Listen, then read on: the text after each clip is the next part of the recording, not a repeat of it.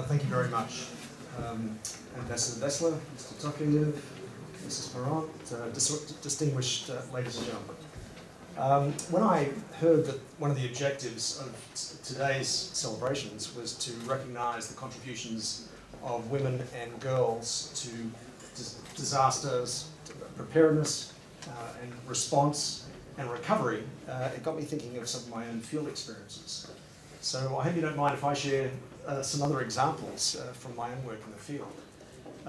That particular theme got me thinking of the Lady Health Worker program in Pakistan that many of you may be familiar with, a project that initiated a relatively new cadre of health worker about 15, 20 years ago that was shown to be very effective at improving health outcomes in their communities. And the work that those women did certainly improved the resilience of their communities during the recurring crises that Pakistan faced over the last decade. The acts of terror and the conflicts related to the post-9/11 world, the major earthquake of 2005, and the flood of 2010. And that was a network of health workers that many of us tapped into.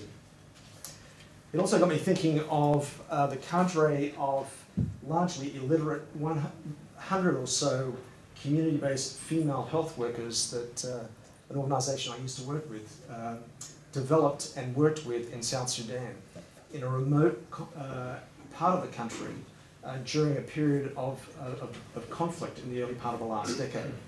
And those women, largely illiterate, through their community-based activities, treating common infections of children in the home, was able to document a substantial, by some estimates, 80% reduction in under-5 mortality, an extraordinary effort by being out there in tough, austere circumstances.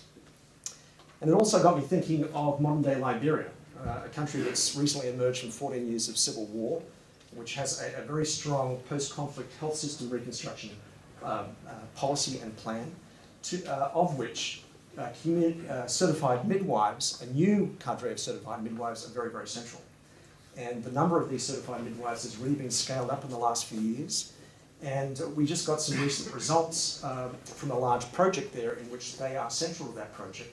It's been going for 3 years, and we've been able to document a more than 300% increase in the number of women who come to health facilities to deliver their babies, and that has substantial potential for impacting maternal mortality. And we've also been able to document a more than 600% increase in HIV testing of pregnant women when they come in for their antenatal care. So extraordinary efforts before, during, and after emergencies. And when we think of those women out there on the front line working in the health system, they need a stronger health system behind them. And to that end, WHO currently, we're working on what we're calling a health emergency risk management framework, through which we propose to work with ministries of health to strengthen their capacity to identify the hazards that put their communities at risk, and to work with communities to reduce their vulnerabilities and prepare better and respond more effectively when those disasters do occur. We've also been working with our partners, UNICEF, UNHCR and others, to work out better processes for developing the community-based workforce of women, as we've all identified tonight, are very, very central and really do improve the resilience of those communities. And I think, again, as we've reflected on the lessons of the disasters of the last decade, we've realised that sexual and reproductive health has been largely ignored. And to that end, we're trying to position sexual and reproductive health much more centrally in the way that we approach preparing for, responding to, and recovering from disasters.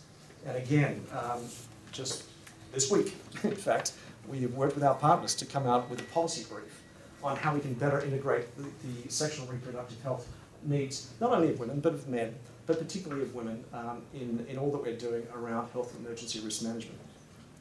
So, as you can see, there's a lot going on. I think we've learned a lot about the role of women and girls in resilience and preparing for, responding and recovering from disasters. And I think that we're well positioned to take this agenda forward. And I commend the organisers today for organising such an important event. Thank you very much.